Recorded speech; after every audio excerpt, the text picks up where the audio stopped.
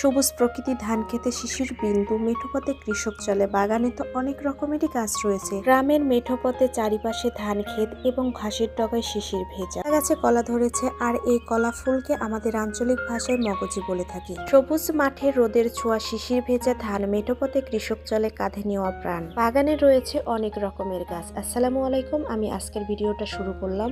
সকাল সকাল উঠে ব্রাশটা হাতে নিয়ে একটু বাইরে ঘুরলাম। বাইরে ঘুরতে ঘুরতে তারপরে একটু ছাদে আসলাম। পাখিদেরও জীবন আছে, তাই পাখিদেরকেও খাবার দিতে হবে। আমাদেরও জীবন আছে, আমাদের জন্য রান্না করতে হবে। মুরগির গোশতগুলো ম্যারিনেট করে রেখে দেবো, তারপরে একটু পরে রান্না শুরু হবে। রান্নাঘর থেকেও কিন্তু পাখির কিচিরমিচির শুনতে পাওয়া যায়। আর যেহেতু আমাদের বাড়ির চারিপাশে বাগান, আম বাগান, সেহেতু তো একটু পাখি, যাই হোক, পাখিদেরকে খাবার দিয়েছি। পাখিদের সাথে কিন্তু আরো অন্যান্য পাখি আসছে। আর এই যে কিচিরমিচির করে, এই পাখিগুলোকে টেকটেকা পাখি বলে। আমাদের আঞ্চলিক ভাষায় এই পাখিগুলোর নাম টেকটেকা। কবিতর পাখিকে হাত দিয়ে ধরলাম, দেখি ওজন ঠিক আছে কিনা।